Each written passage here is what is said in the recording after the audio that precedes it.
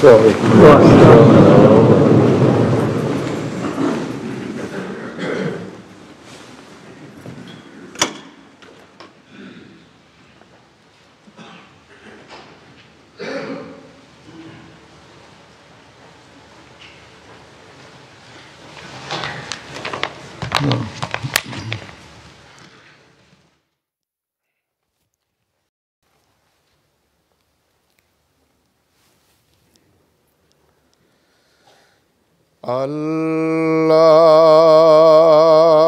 أكبر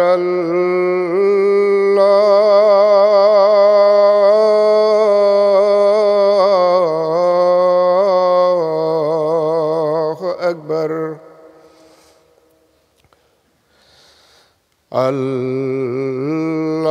الله أكبر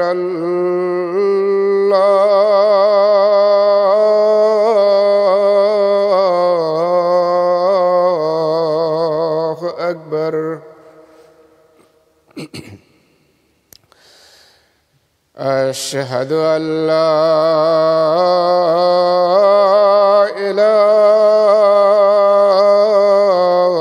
إله إلا الله أشهد أن لا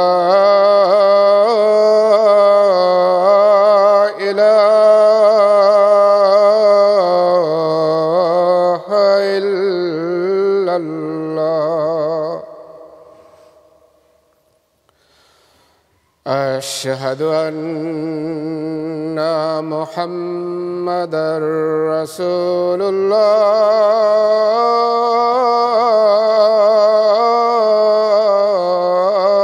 الله أشهد أن محمدًا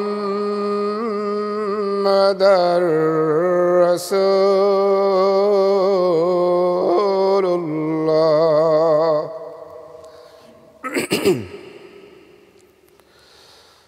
حي على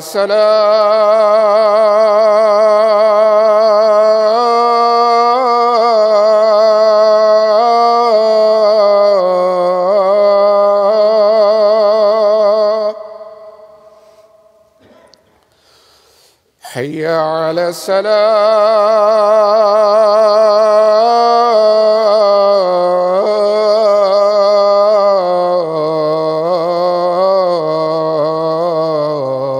الصلاة حي على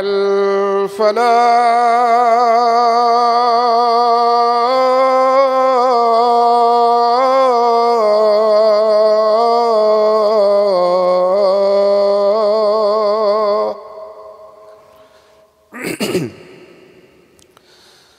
حي على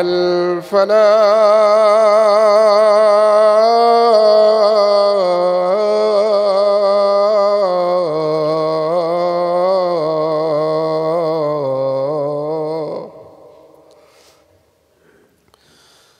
الله أكبر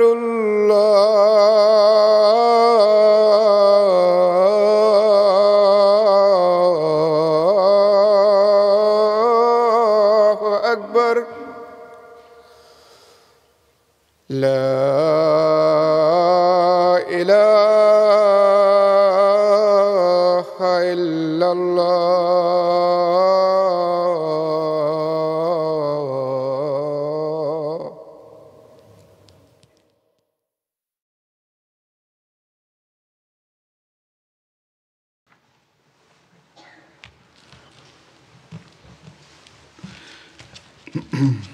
السلام عليكم ورحمة الله.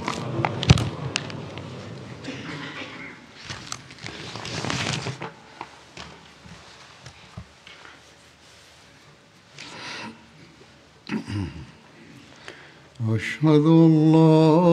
إله إلا الله وحده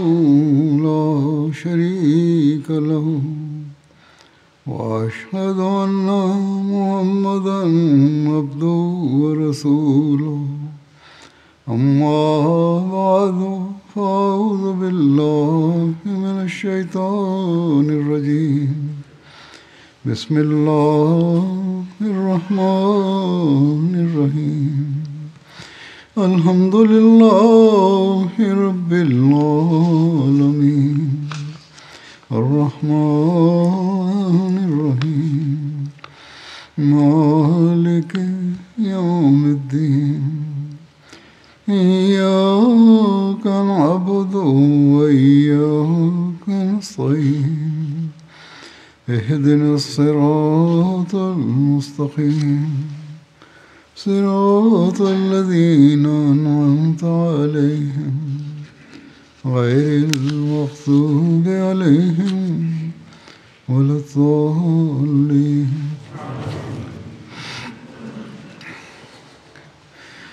اللہ تعالیٰ کے فضل سے ہم رمضان کے دوسرے عشرے میں سے گزر رہے ہیں. اللہ تعالیٰ نے قرآن کریم کا رمضان سے ایک خاص تعلق بیان فرمایا ہے، ایک خاص نسبت بیان فرمائی اور فرمایا کہ شہر رمضان الذی انزل فیہ القرآن ھدی للناس وبینات من الھدی والفرقان.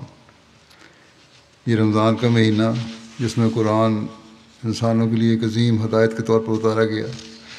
اور ایسے کھلے نشان کے طور پر جن میں ہدایت کی تفصیل اور حق و باطل میں فرق کر دینے والے امور ہیں. بس اسی لیے ہمیں خاص طور پر اس کے پڑھنے کی طرف توجہ دلائی گئی ہے. اس مہینے میں، اس زمانے میں حضرت مسیح علیہ الصلوۃ والسلام نے بھی توجہ دلائی، جن کو آپ اللہ تعالیٰ نے حضرت اپنی غلامی میں امام بنا کے بھیجا. حضرت صلی اللہ علیہ وسلم نے تو اس پہ خاص طور پر بہت توجہ دلائی ہے کہ خاص قرآن کریم کو خاص اہتمام سے پڑھو. حضرت جبرائیل علیہ السلام ہر سال جو بھی قرآن کریم نازل ہوا ہوتا تھا اس کا ایک دور حضرت صلی اللہ علیہ وسلم سے مکمل کروایا کرتے تھے، اور آخری سال میں آپ کی زندگی کے تو 2 دفعہ ہی مکمل ہوا. تو قرآن کریم کی اہمیت اور نسبت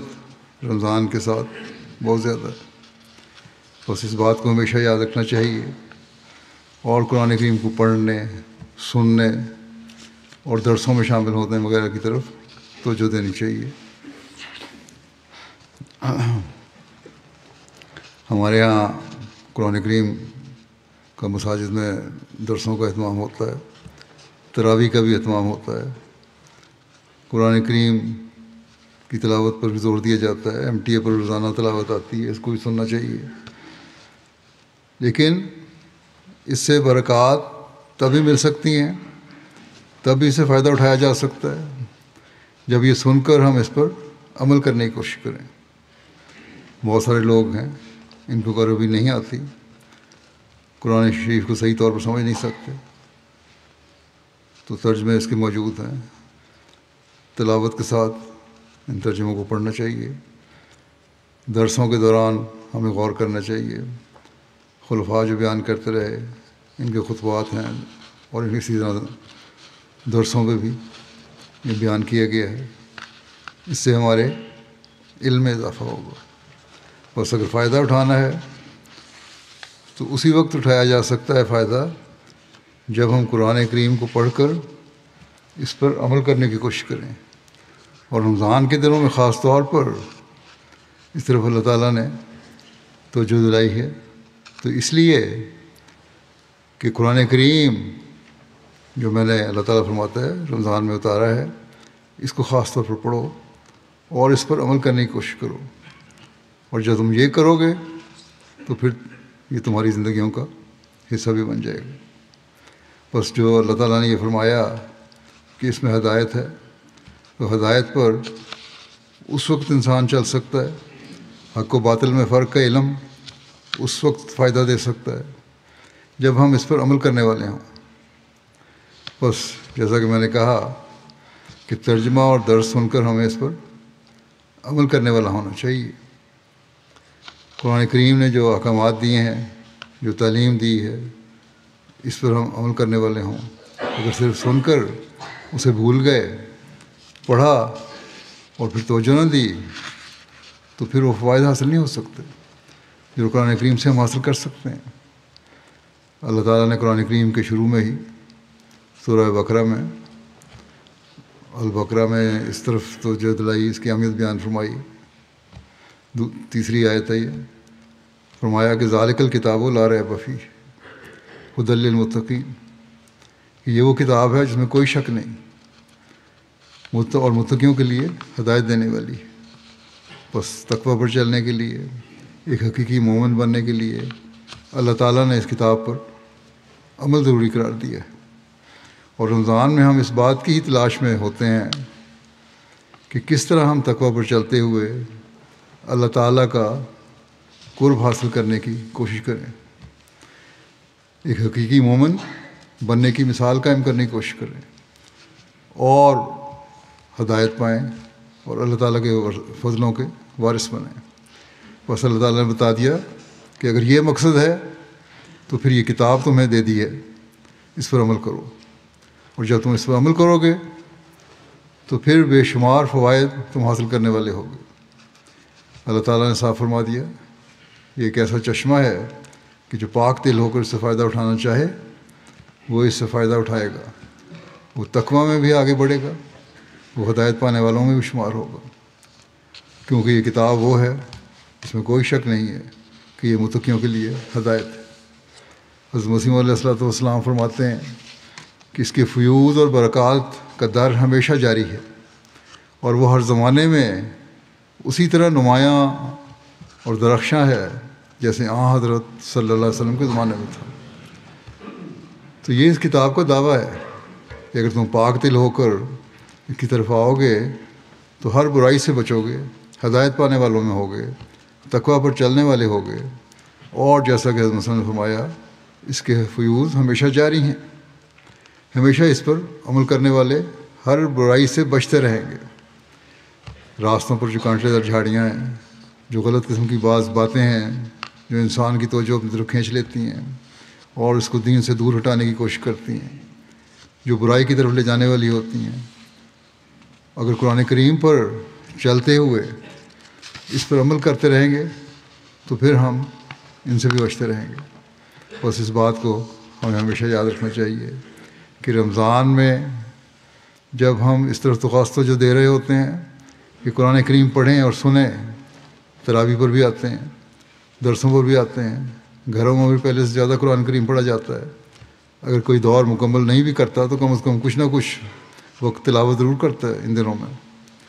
اول تو یہ کوشش کرنی چاہیے کہ رمضان میں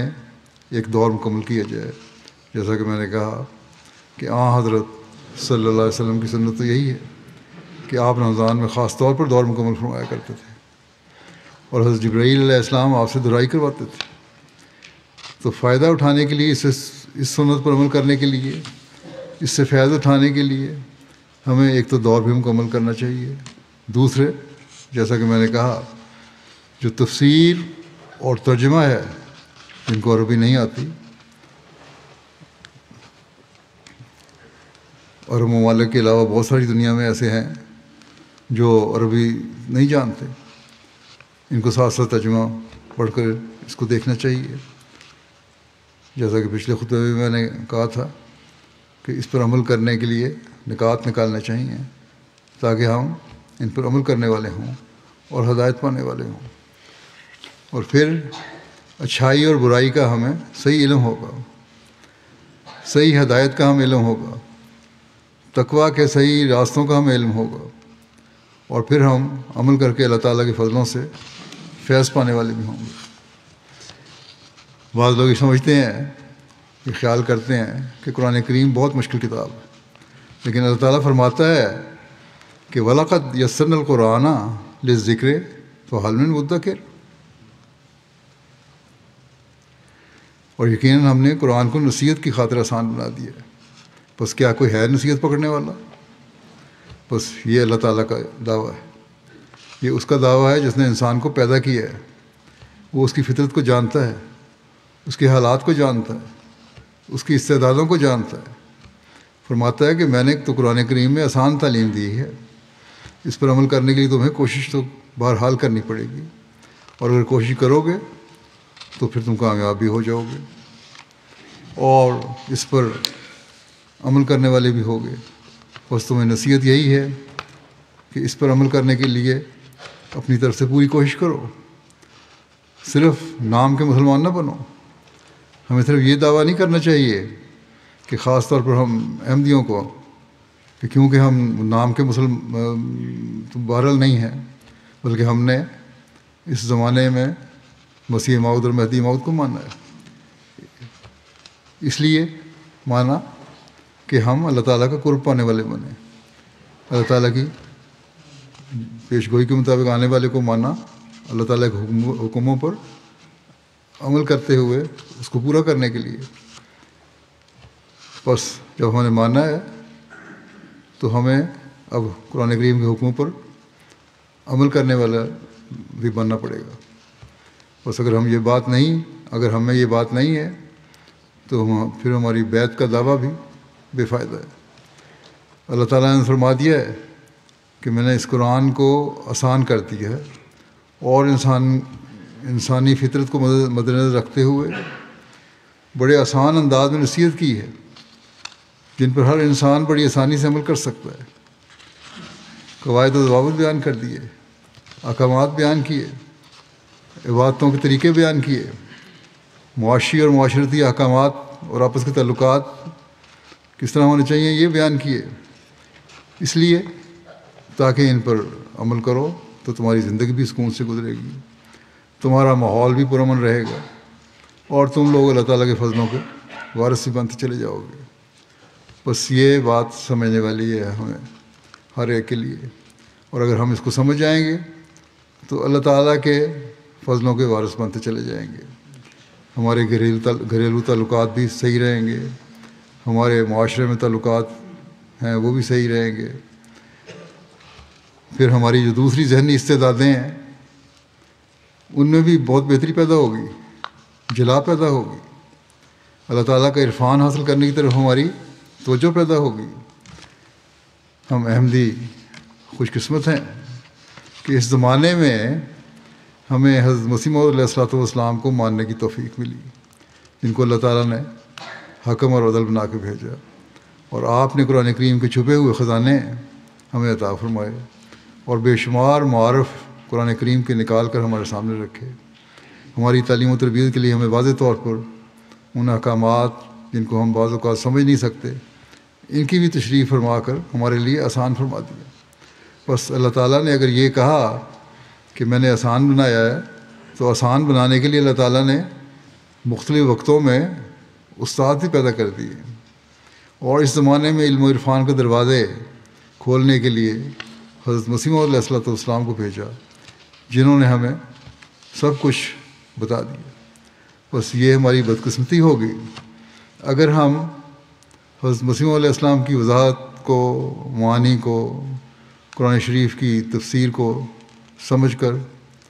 اس پر عمل کرنے والے نہ بنیں. اللہ تعالیٰ نے تو اس زمانے میں اپنے وعدے کے مطابق اور آن حضرت صلی اللہ علیہ وسلم کی پیشگوئی کے مطابق ایک نمائندہ بھیج دیے. بس اس کو ماننا، اس کی باتوں کو سننا اور اس کی تفاسیر جو انہوں نے قرآن کریم کی ہیں ان پر غور کرنا، ان پر عمل کرنا اب ہمارا کام. اگر ہم یہ کریں گے تو اپنی زندگیوں کو کامیاب بنانے والے ہوں گے. اور اس کے علاوہ پھر خلفاء نے بھی تفاسیر کی ہیں. حضرت مسلم موعود رضی اللہ عنہ نے تفسیر کبیر لکھی ہے، تقریباً نصف قرآن تو ہے اس میں کور ہوتا. اس کے علاوہ اور ترجمے اور تفسیر صغیر ہے، وہ بھی کافی وضاحت سے ہے. اور یہ ایسی باتیں ہیں جن میں احکامات، کتابیں ہیں جن میں احکامات واضح طور پر بیان ہوئے ہیں. انگریزی میں بھی ان کے ترجمے ہو رہے ہیں، عربی میں بھی ترجمے ہو رہے ہیں. تو اس کی طرف ہمیں خاص طور پر توجہ دینی چاہیے کہ جہاں ہم رمضان کے مہینے میں اور مختلف زبانوں میں، جرمن وغیرہ میں بھی ترجمے ہو رہے ہیں، تو قرآن کریم کی تلاوت کی طرف ہم جہاں توجہ دیں اور کوشش کریں کہ ایک دور ختم کرنا ہے وہاں اس کے معنی پر بھی غور کرنے کے لیے، اس کے مطالب پر غور کرنے کے لیے بھی توجہ دیں اور احکامات تلاش کریں، ان کو تلاش کر کے اپنی زندگیوں کا حصہ بنانے کی کوشش کریں۔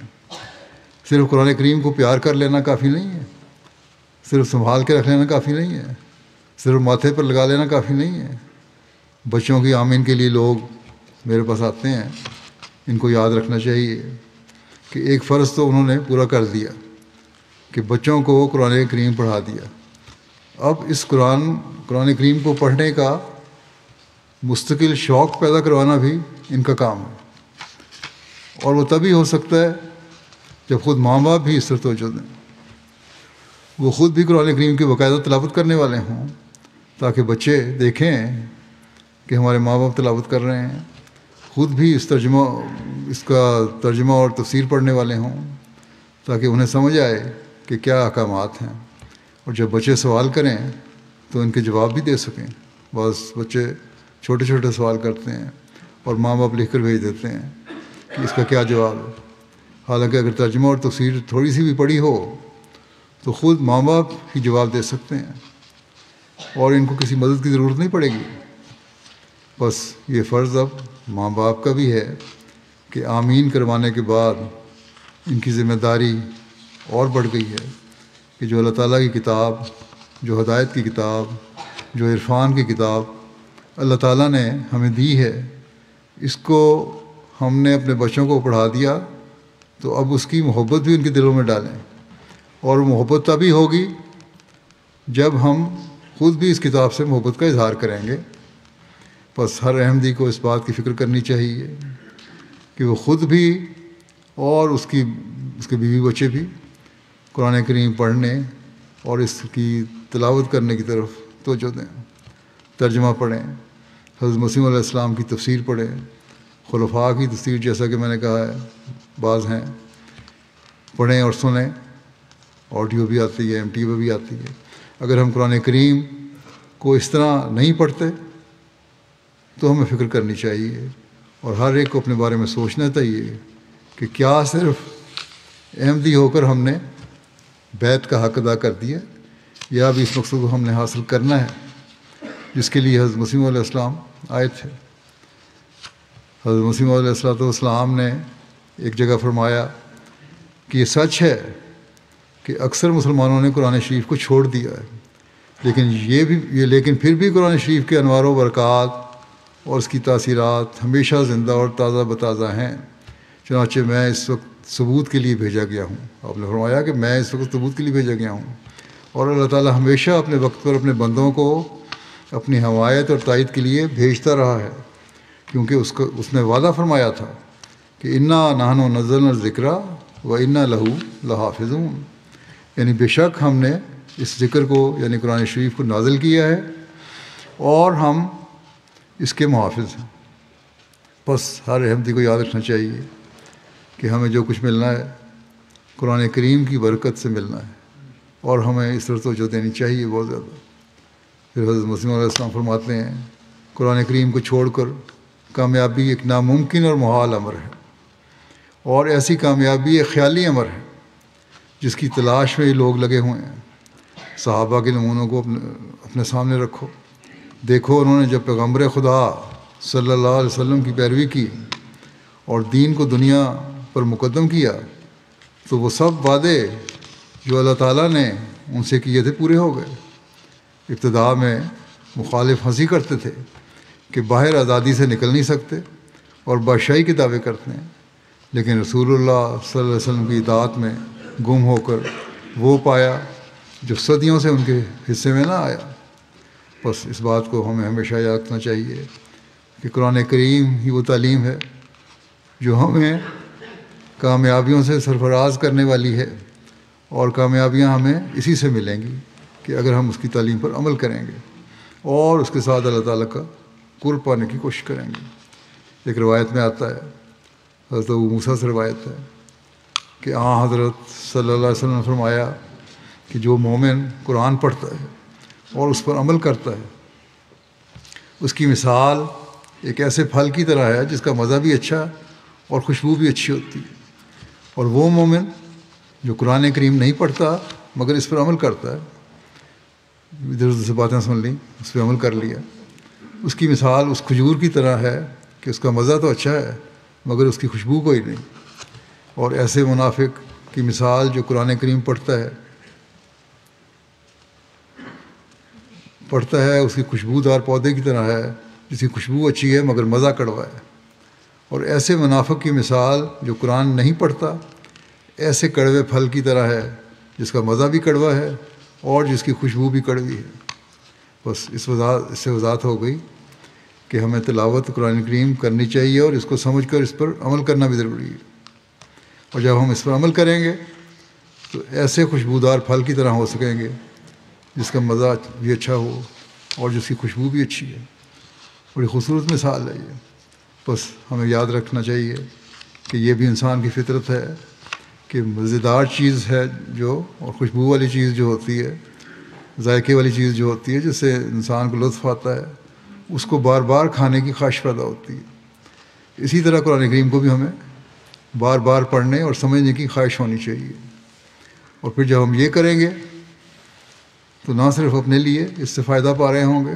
بلکہ اپنے بچوں کو اور اپنے ماحول کو بھی اس سے فائدہ پہنچا رہے ہوں گے۔ بس یہ لوگ ہوتے ہیں جو تقویٰ میں ترقی کرنے والے ہیں، جو اس پر عمل کرنے والے ہیں، ہدایت پانے والے ہیں، اور پھر وہ دنیا کے لیے نافع الناس وجود بھی ہو جاتے ہیں۔ ان سے دنیا فیض پاتی ہے، وہ خود بھی پرسکون زندگی گزار رہے ہوتے ہیں اور دنیا کو بھی سکون و امن دے رہے ہوتے ہیں۔ ایسے ماں باپ اپنے بچوں کے حقیقت میں حق ادا کرنے والے ہوتے ہیں، وہ اپنے ہمسایوں کے بھی حق ادا کرنے والے ہوتے ہیں، وہ اپنے دنیاوی کاموں میں اپنے ماحول میں بھی ایک دوسرے کے حق ادا کرنے والے ہوتے ہیں۔ اسی طرح وہ جماعتی نظام میں بھی جماعت کی خدمت کر کے اپنے حق ادا کرنے والے ہوتے ہیں، کیونکہ وہ ان ہدایات کے مطابق عمل کر رہے ہوتے ہیں جو قرآن کریم نے ان کو دی ہیں۔ وہ عبادت کرنے والے بھی عبادت کرنے کے بھی حق ادا کر رہے ہوتے ہیں۔ اور پھر جیسا کہ میں نے کہا، جب ایسے ماں باپ بچوں کے سامنے نمونہ بنتے ہیں تو بچے ان کو رول ماڈل سمجھتے ہیں اور بیویاں ان کو اپنے لیے ایک نمونہ سمجھتی ہیں۔ پھر ایسا ماحول گھر کا پیدا ہوتا ہے جو دیندار اور نیک ماحول ہوتا ہے، اور جہاں اللہ تعالیٰ کے فضلوں کی ہمیشہ بارش برستی رہتی ہے۔ بس قرآن کریم کی تعلیم پر عمل ہی ہے، جیسا کہ اللہ تعالیٰ نے دعویٰ فرمایا ہے کہ اسے ہدایت ملے گی، اور جب ہدایت ملے گی تو تم لوگ پھر ایک واضح اور ایسا فرق دیکھو گے کہ جس سے تمہاری زندگیوں میں ایک انقلاب پیدا ہو سکتا ہے۔ یہ اللہ تعالیٰ فرماتا ہے۔ بس اس کو پڑھنے کی طرف، اس کو سمجھنے کی طرف، اس کو پر عمل کرنے کی طرف ہمیں بہت توجہ کرنی چاہیے۔ پھر اللہ تعالیٰ فرماتا ہے کہ جو اتنی نیکی رکھتا ہے کہ وہ گھر میں باقاعدہ تلاوت تو نہیں کر رہا ہوتا، ترجمہ نہیں پڑھتا، اس پر غور تو نہیں کرتا، لیکن جب لوگوں سے سنتا ہے، آن صلی اللہ نے فرمایا، جب لوگوں سے سنتا ہے قرآن کریم کو، درسوں میں سنتا ہے، تقریروں میں سنتا ہے، قرآن کریم کی آیات کی تشریح یا احکامات اس کو نظام کی طرف سے مختلف وقتوں میں جو دیے جاتے ہیں، باتیں بتائی جاتی ہیں اس تعلیم کی روشنی میں، تو وہ ان پر عمل کرنے کی کوشش کرتا ہے کہ یہ قرآن کریم کے احکامات ہیں۔ تو جب وہ اس پر عمل کرنے کی کوشش کرتا ہے تو وہ مزہ نہیں لیتا جو قرآن کریم پڑھنے کا مزہ ہے، لیکن کچھ نہ کچھ حصہ وہ لے رہا ہوتا ہے، اس خوشبو سے فائدہ اٹھا رہا ہوتا ہے۔ لیکن جو دکھاوے کے لیے پڑھتا ہے، اس پر عمل نہیں کرتا، وہ اس سے کوئی فائدہ نہیں اٹھاتا۔ اور جو شخص نہ قرآن پڑھتا ہے نہ اس پر عمل کرتا ہے تو اس کی زندگی تو پھر منافقت کی انتہا کی زندگی ہے۔ اس کا صرف زبانی دعویٰ ہے کہ میں مسلمان ہوں، لیکن اسلام کی تعلیم پر کوئی عمل نہیں، کیونکہ اسلام کی تعلیم پر عمل قرآن کریم کا علم حاصل کیے بغیر ہو ہی نہیں سکتا، قرآن کریم کے احکامات پر غور کیے بغیر ہو ہی نہیں سکتا۔ بس اس بات کو ہمیں بہت اہمیت دینی چاہیے کہ ہم نے قرآن کریم کو پڑھنا ہے، اس پر عمل بھی کرنا ہے، تاکہ ہم خوشبو حاصل کرنے والے بنیں، خوشبو پھیلانے والے بھی بنیں، نہ صرف خوشبو حاصل کرنے والے بنیں بلکہ خوشبو پھیلانے والے بھی بنیں۔ ایک روایت میں آتا ہے، حضرت انس رضی اللہ عنہ نے بیان کیا ہے کہ رسول اللہ صلی اللہ علیہ وسلم نے فرمایا کہ لوگوں میں سے کچھ لوگ اہل اللہ ہوتے ہیں راوی کہتے ہیں اس بات پر ہم نے آپ سے دریافت کیا کہ یا رسول اللہ خدا کے اہل کون ہوتے ہیں؟ حضور صلی اللہ علیہ وسلم نے فرمایا قرآن والے اہل اللہ اور اللہ کے خاص بندے ہوتے ہیں، یعنی قرآن کریم پڑھنے والے اور اس پر عمل کرنے والے اہل اللہ ہوتے ہیں۔ حضرت مسیح موعود علیہ السلام فرماتے ہیں کہ کامیاب وہی لوگ ہوں گے جو قرآن کریم کے مطابق چلتے ہیں۔ قرآن کریم کو چھوڑ کر کامیابی ایک ناممکن اور محال امر ہے۔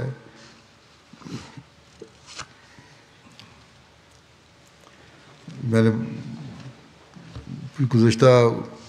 عرصہ ہوا خطبات میں حضرت مسلم کے بہت سارے حوالے بھی قرآن کریم کے بارے میں دیے تھے، کوئی خطبات کا سلسلہ تھا، بڑی وضاحت سے جو باتیں بتائی تھیں جو آپ نے ہمیں ارشاد فرمائی ہیں، یہاں بھی مختصراً بیان کر رہا ہوں میں۔ آپ نے فرمایا کہ اگر کامیابی حاصل کرنی ہے تو قرآن کریم کے بغیر حاصل نہیں ہو سکتی۔ اگر مسلمان ہونے کا دعویٰ ہے تو پھر قرآن کریم، اگر قرآن کریم ہاتھ میں نہیں ہے، قرآن کریم پر عمل نہیں ہے، تو پھر کوئی کامیابی نہیں مل سکتی باوجود مسلمان ہونے کے۔ بس ہر احمدی کو اپنی کامیابیوں کو حاصل کرنے کے لیے یہ نسخہ آزمانا چاہیے، جس سے دین بھی سمجھ جائے اور دنیا بھی حاصل ہو جائے۔ مسلمانوں میں آج کل جو جھگڑے ہیں، فساد ہیں، ایک دوسرے کی گردنیں کاٹی جا رہی ہیں، الزام تراشیاں کی جا رہی ہیں، حکومتیں جو ہیں وہ عوام سے لڑ رہی ہیں، عوام حکومتوں سے لڑ رہے ہیں، ایک دوسرے کی قتل و غارت ہو رہی ہے، بغاوتیں ہو رہی ہیں، یہ سب اس لیے ہے کہ قرآن کریم پر عمل نہیں ہے۔ کہنے کو دونوں ہی یہ دعویٰ کرتے ہیں، دونوں کے ہاتھ میں قرآن ہے، لیکن دونوں قرآن کریم کی تعلیم سے دور ہیں۔ اگر قرآن کریم پر عمل کرنے والے ہوں تو پھر ایسی باتیں نہ ہوں۔ اس پر عمل کرنے کے لیے اس زمانے میں اللہ تعالیٰ نے جو نمائندہ بھیجا ہے، جس شخص کو بھیجا ہے، اس کو ماننے کو یہ تیار نہیں۔ اگر وہ نہیں مانتے تو پھر ان برکات سے فائدہ بھی نہیں اٹھا سکتے جس کو اللہ تعالیٰ نے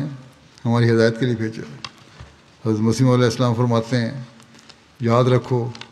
قرآن کریم حقیقی برکات کا سرچشمہ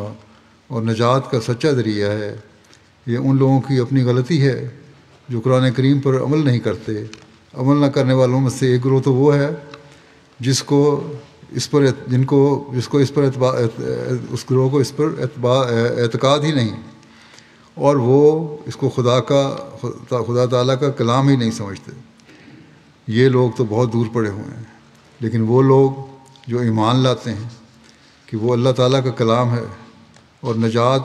کا شفا بخش نسخہ ہے، اگر وہ اس پر عمل نہ کریں تو کس قدر تعجب اور افسوس کی بات ہے۔ ان میں سے بہت سے تو ایسے ہیں جنہوں نے ساری عمر میں کبھی اسے پڑھا ہی نہیں۔ بس ایسے آدمی جو خدا تعالیٰ کے کلام سے ایسے غافل اور لاپرواہ ہیں، ان کی ایسی مثال ہے کہ ایک شخص کو معلوم ہے کہ فلاں چشمہ نہایت مصفہ اور شیریں اور خنک اور اس کا پانی بہت سے امراض کے واسطے اکسیر اور شفا ہے۔ یہ علم اس کو یقینی ہے، لیکن باوجود اس علم کے اور باوجود پیاسا ہونے کے اور بہت سے امراض میں مبتلا ہونے کے وہ اس کے پاس نہیں جاتا۔ تو یہ اس کی کیسی بدقسمتی اور جہالت ہے۔ اسے تو چاہیے تھا کہ اس چشمے پر منہ رکھ دیتا اور سیراب ہو کر اس کے لطف اور شفا بخش پانی سے حاضر اٹھاتا، مگر باوجود اس علم کے اس سے ویسا ہی دور ہے جیسا کہ ایک بے خبر اور اس وقت تک اس سے دور رہتا ہے جو موت آ کر خاتمہ کر دیتی ہے۔ آخر تک، زندگی کے آخر تک بعضوں کو پتہ ہی نہیں لگتا۔ کیا برکات ہیں قرآن کریم کی۔ فرمایا کہ اس شخص کی حالت بہت ہی عبرت بخش اور نصیحت خیز ہے۔ مسلمانوں کی حالت اس وقت ایسی ہی ہو رہی ہے، وہ جانتے ہیں کہ ساری کامیابیوں کے لیے یہی قرآن شریف ہے جس پر ہم کو عمل کرنا چاہیے، مگر نہیں، اس کی پرواہ بھی نہیں کی جاتی۔ باوجود اس جاننے کے پھر بھی کوئی پرواہ نہیں کرتے قرآن کریم کے احکامات کی۔ اور فرمایا کہ ایک شخص جو نہایت ہمدردی اور خیرخواہی کے ساتھ، یعنی اپنی مثال آپ دے رہے ہیں کہ میں ہمدردی اور خیرخواہی کے ساتھ تمہیں بلاتا ہوں اور پھر میری ہمدردی نہیں ہے بلکہ خدا تعالیٰ کے حکم اور امانت سے اس طرح بلا رہا ہوں، تو اسے کذاب اور دجال کہا جاتا ہے۔ فرمایا کہ اس سے بڑھ کر کیا قابل رحم حالت اس قوم کی ہوگی۔ فرمایا کہ مسلمانوں کو چاہیے یہ تھا کہ اور اب بھی ان کے لیے یہی ضروری ہے کہ وہ اس چشمے کو عظیم الشان نعمت سمجھیں اور اس کی قدر کریں۔ اس کی قدر یہی ہے کہ اس پر عمل کریں اور پھر دیکھیں خدا تعالیٰ کس طرح ان کی مصیبتوں اور مشکلات کو دور کر دیتا ہے۔ کاش مسلمان سمجھیں اور سوچیں کہ اللہ تعالیٰ نے ان کے لیے ایک نیک راہ پیدا کر دی ہے اور اس پر چل کر فائدہ اٹھائیں۔ بس یہ وہ چیز ہے، جیسا کہ میں نے پہلے بھی کہا تھا، کہ مسلمانوں میں ساری برائیاں جو پیدا ہو رہی ہیں وہ اس لیے پیدا ہو رہی ہیں کہ وہ مان نہیں رہے اور قرآن کریم پر عمل نہیں کر رہے۔ قرآن کریم تو انہوں نے چھوڑا ہوا ہے، نام کا دعویٰ ہے، صرف ہاتھ میں صرف پکڑا ہوا ہے، عملی طور پر تو چھوڑا ہوا ہے صرف۔ احمدیوں کے لیے انہوں نے قرآن کریم کو بین کر دیا ہے کہ پڑھ نہیں سکتے۔ پاکستان میں قرآن کریم پہ پابندی ہے کہ پڑھ نہیں سکتے، خود انہوں نے اس پر عمل نہیں کرنا۔ گو ہمیں کہتے تو یہی ہیں، لیکن یہ قرآن کریم کی تعلیم ہمارے دلوں سے نکال نہیں سکتے، جتنا چاہے زور لگا لے، اس کی محبت ہمارے دلوں سے نکال نہیں سکتے۔ بس ہمیں اس طرف احمدیوں کو خاص طور پر توجہ دینی چاہیے، اور ان کے اس قرآن کریم کی تعلیم کو بھولنے اور چھوڑنے کی وجہ سے اور سمجھانے والے کی بات نہ سمجھنے کی وجہ سے ان کے حالات کو ہم دیکھ رہے ہیں کیا ہو رہے ہیں۔ ہر طرف بے چینی ہے، بدامنی کی حالت ہے۔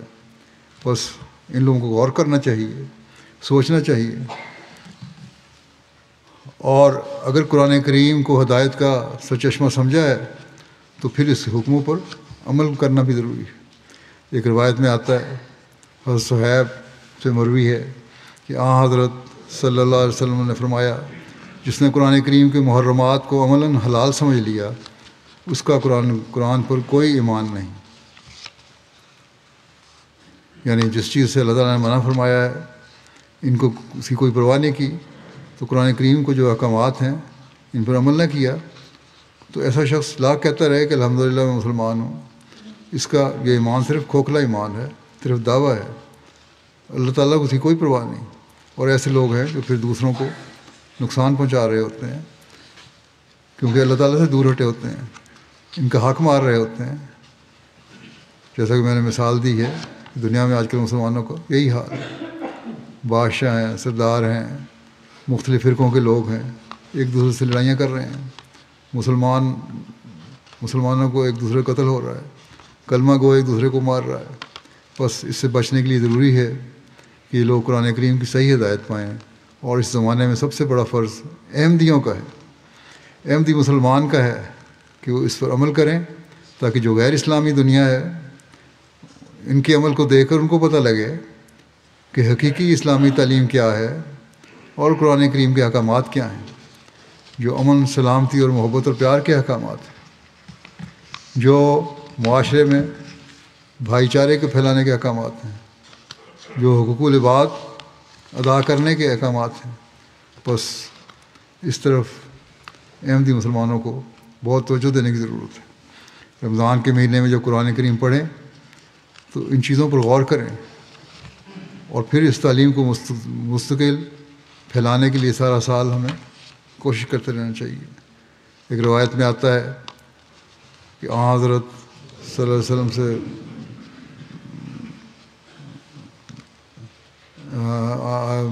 ابن عباس روایت کرتے ہیں کہ جبرائیل رسول اللہ صلی اللہ علیہ وسلم کے پاس آئے اور فرمایا کہ عنقریب بہت سارے فتنے پیدا ہوں گے۔ دریافت کیا گیا کہ ان فتنوں سے خلاصی کی کیا صورت ہوگی؟ اے جبرائیل، آپ نے جبرائیل سے پوچھا، اس نے کہا کہ فتنوں سے خلاصی کی صورت کتاب اللہ ہے۔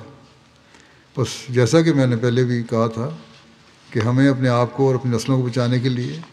اللہ تعالیٰ کی کتاب کی طرف توجہ دینے کی ضرورت ہے، تبھی ہم ہدایتی پا سکیں گے اور فتنہ اور فساد سے بچ بھی سکیں گے، اور ان احکامات کو واضح طور پر سمجھ سکیں گے جو اللہ تعالیٰ نے ہمارے لیے نازل فرمائے ہیں۔ حضرت صلی اللہ علیہ وسلم نے ایک موقع پر فرمایا کہ قرآن کریم کو ظاہر کر کے پڑھنے والا ظاہری طور پر صدقہ دینے والے کی طرح ہے، اور قرآن کریم کو چھپا کر پڑھنے والا خفیہ طور پر صدقہ دینے والے کی طرح ہے۔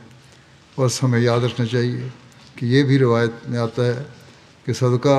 بلاؤں اور خطرات اور فتنوں کو دور کرتا ہے، ان کو ٹالتا ہے۔ تو قرآن کریم کو پڑھنا اور اس طرح پڑھنا کہ سمجھ بھی آ رہی ہو تو یہ صدقے کے طور پر قبول ہوگا، اور اس کی برکات سے پھر تمام فتنوں سے بھی انسان بچا رہے گا۔ بس جب کہ دنیا میں آج کل ہر طرف دنیا کو آج کل ہر طرف سے برائیوں نے گھیرا ہوا ہے اور فتنہ اور فساد نے گھیرا ڈالا ہوا ہے،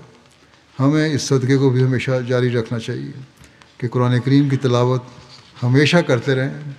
ظاہری بھی پڑھیں، چھپ کر بھی پڑھیں، اور اپنے آپ کو ان ابتلاؤں اور مشکلات سے بچائیں، اور اس تعلیم پر عمل کرنے والے ہوں جو اللہ تعالیٰ نے بیان فرمائی ہے۔ حضرت ابو ہریرہ روایت کرتے ہیں کہ حضرت صلی اللہ علیہ وسلم نے فرمایا کہ صرف 2 آدمی ایسے ہیں جن کے بارے میں حسد یعنی رشک، ایسا حسد جو نقصان پہنچانے کے لیے نہیں ہوتا بلکہ تعریفی رنگ میں ہو،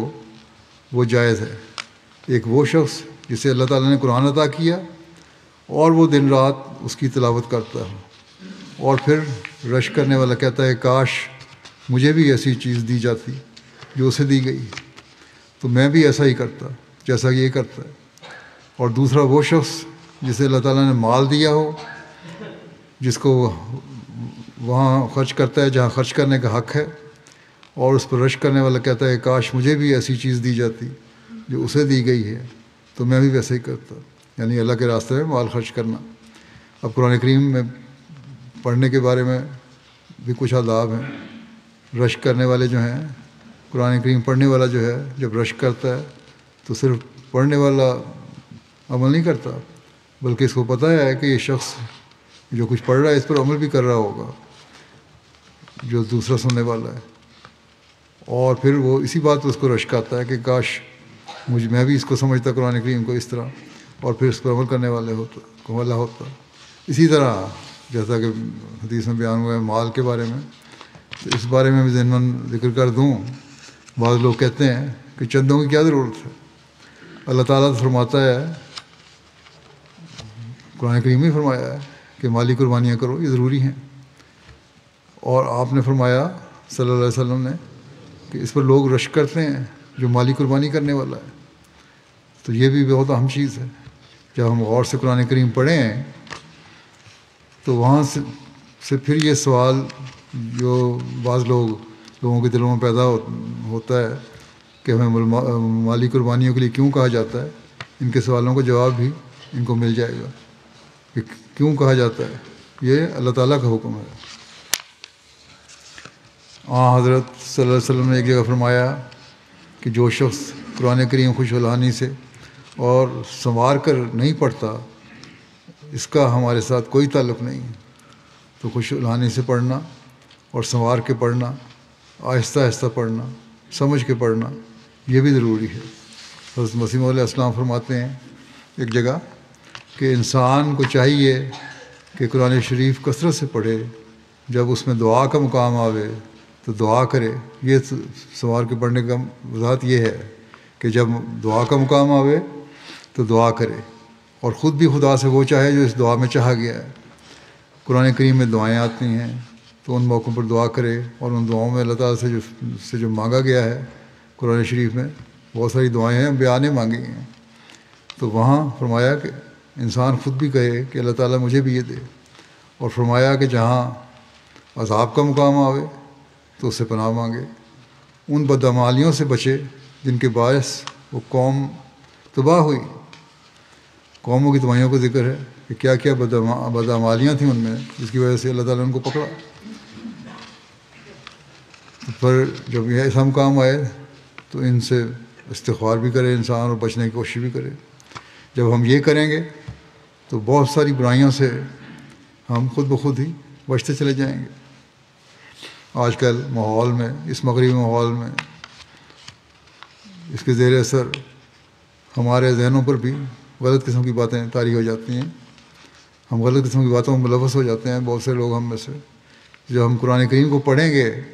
اور استغفار کریں گے اور برائیوں سے بچنے کی کوشش کریں گے تو ہماری زندگیاں سمجھ جائیں گی، ہم ان برائیوں سے بچنے والے ہوں گے، آپ نے فرمایا کہ بدعمالیوں سے بچے جن کے باعث قوم تباہ ہوئی تھی۔ آپ پھر فرماتے ہیں کہ بلا مدد وہی کہ ایک بلائی منصوبہ جو کتاب اللہ کے ساتھ ملاتا ہے وہ اس شخص کی ایک رائے ہے جو کہ کبھی باطل بھی ہو سکتی ہے، اور ایسی رائے جس کی مخالفت احادیث میں موجود ہو وہ محدثات میں داخل ہوگی۔ رسم اور بدعات سے پرہیز بہتر ہے، اس سے رفتہ رفتہ شریعت میں تصرف شروع ہو جاتا ہے۔ بہتر طریقہ یہ ہے کہ ایسے وظائف میں جو وقت اس میں صرف کرنا ہے وہی قرآن شریف کے تدبر میں لگائے۔ لوگ کہتے ہیں وظیفہ پڑھنا ہے، فلاں وظیفہ پڑھیں، کیا وظیفہ بتا دیں۔ آپ نے فرمایا کہ بہتر ہے کہ قرآن کریم پڑھو اور اس پر غور کرو۔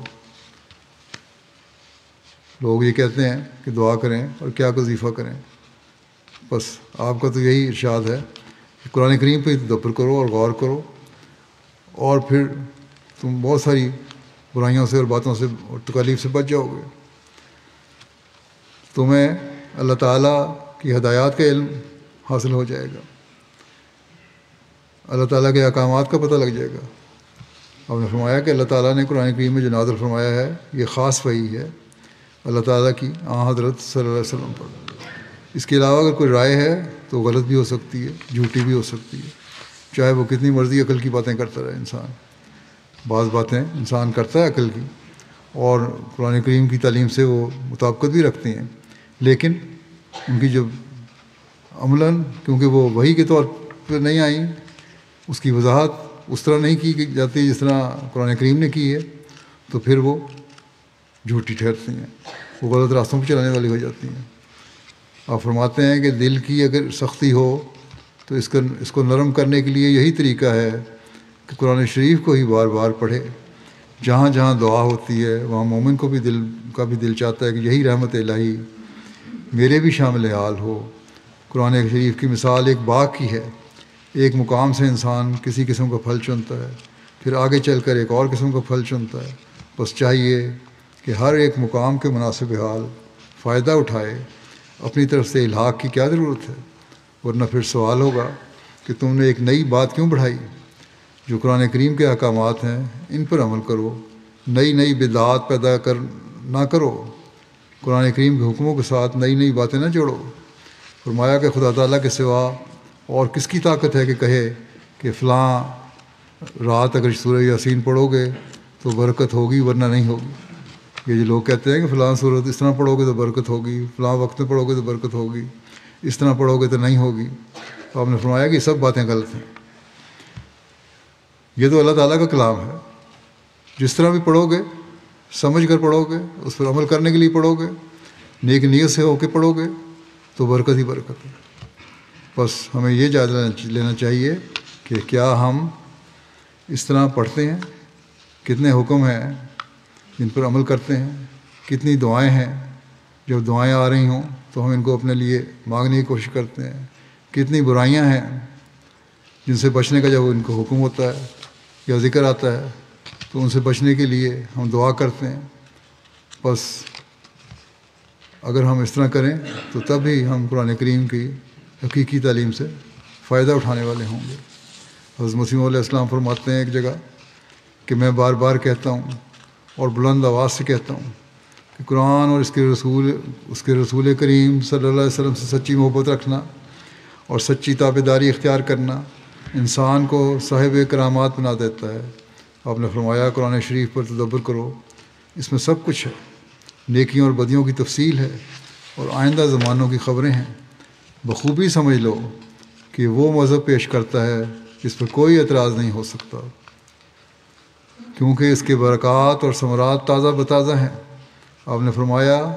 یہ فخر قرآن مجید کو ہے کہ اللہ تعالیٰ نے اس میں ہر مرض کا علاج بتا دیا ہے اور تمام قوا کی تربیت فرمائی ہے، اور جو بدی ظاہر کی ہے اس کے دور کرنے کا طریقہ بھی بتا دیا ہے۔ اس لیے قرآن مجید کی تلاوت کرتے رہو اور دعا کرتے رہو اور اپنے چال چلن کو اس کی تعلیم کے مطابق رکھنے کی کوشش کرو، اور قرآن کریم کو پڑھنے کی طرف توجہ دلاتے ہوئے آپ فرماتے ہیں کہ قرآن شریف کو پڑھو اور خدا سے کبھی نا امید نہ ہو۔ مومن خدا سے کبھی مایوس نہیں ہوتا، یہ کافروں کی عادت میں داخل ہے کہ وہ خدا تعالیٰ سے مایوس ہو جاتے ہیں۔ ہمارا خدا علی کل شیء قدیر خدا ہے، قرآن شریف کا ترجمہ بھی پڑھو اور نمازوں کو سنوار کر پڑھو اور اس کا مطلب بھی سمجھو اور اپنی زبان میں بھی دعائیں کر لو۔ قرآن شریف کو ایک معمولی کتاب سمجھ کر نہ پڑھو بلکہ اس کو خدا تعالیٰ کا کلام سمجھ کر پڑھو۔ بس یہ وہ باتیں ہیں جن پر ایک مومن کو عمل کرنا چاہیے، اور جب ہم اس طرح عمل کریں گے تو پھر ہم اللہ تعالیٰ کے فضل سے قرآن کریم کی تعلیمات سے فیض اٹھانے والے ہوں گے اور اپنی زندگیوں کو سنوارنے والے بنیں گے، اپنی نسلوں کو سنوارنے والے بنیں گے، اور جب یہ ہوگا تو پھر ہم اس مقصد کو حاصل کرنے والے بھی بن جائیں گے جو ہماری پیدائش کا، ہماری زندگی کا مقصد ہے، اور ہماری زندگیاں کامیاب ہوں گی، ہماری نسلیں بھی کامیابی سے گزریں گی۔ بس ان دنوں میں، رمضان کے دنوں میں خاص طور پر جب ہم قرآن کریم کی طرف توجہ دے رہے ہیں تو ساتھ ساتھ یہ بھی عہد کریں کہ ہم یہ توجہ ہمیشہ قائم رکھیں گے اور ہمیشہ قرآن کریم پڑھنے کی طرف توجہ رکھیں گے، اس پر عمل کرنے کی طرف توجہ رکھیں گے، اور اپنے بچوں کو بھی اس کے پڑھنے کی تلقین کریں گے۔ نہ صرف یہ کہ ایک دفعہ آمین کرائی اور اس کے بعد معاملہ ختم ہو گیا، نہیں،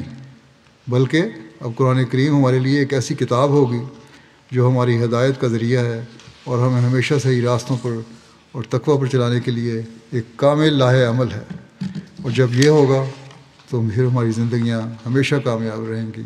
اللہ تعالیٰ ہمیں اس کی توفیق دے کہ ہم اس رمضان میں جہاں اس کی تلاوت کریں وہاں اس کو سمجھنے کی بھی کوشش کریں اور اس پر عمل کرنے کا عہد کریں، اور آئندہ بھی اس عہد کو پورا کرنے کی کوشش کرتے چلے جائیں اور سارا سال اس کو اپنی زندگی کا حصہ بنائیں۔